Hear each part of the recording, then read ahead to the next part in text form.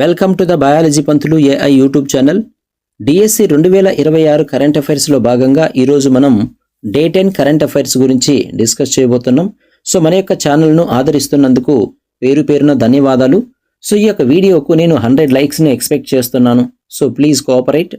So first bit, UNESCO creative city of గ్యాస్ట్రోనమీగా గుర్తింపు పొందిన భారతీయ నగరం ఏది? సో మై డియర్ ఆస్పిరెంట్స్, ఆన్సర్ను గెస్ చేయండి. So the correct answer is option C, Lucknow. So Lucknow అనేది క్రియేటివ్ సిటీ ఆఫ్ గ్యాస్ట్రోనమీగా గుర్తింపు పొందింది. So next we can go for second bit. UNESCO creative cities నెట్వర్క్లో లక్నో ఏ విభాగంలో చేరింది?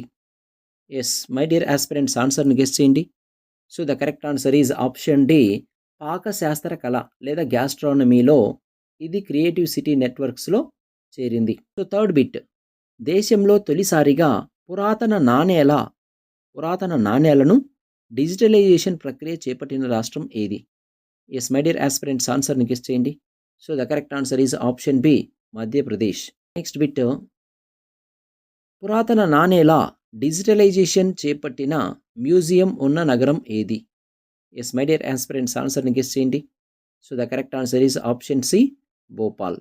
సో మధ్యప్రదేశ్ క్యాపిటల్ భోపాల్లో డిజిటలైజేషన్ చేపట్టినటువంటి మ్యూజియం ఉన్నది. Next we can go for fifth bit. పురాతన నాణేల డిజిటలైజేషన్ కోసం ఉపయోగిస్తున్న సాంకేతిక విధానం ఏది? Yes most important. So the correct answer is option C, 3D documentation. Sixth bit, భారత తొలి పూర్తి స్థాయి డిజిటల్ ట్రైబల్ మ్యూజియం ఎక్కడ ప్రారంభించబడింది? ఎస్ మై డియర్ ఆస్పిరెంట్స్, ఆన్సర్ని గెస్ చేయండి. So the correct answer is Nava Raipur, Chhattisgarh. Next we can go for seventh bit.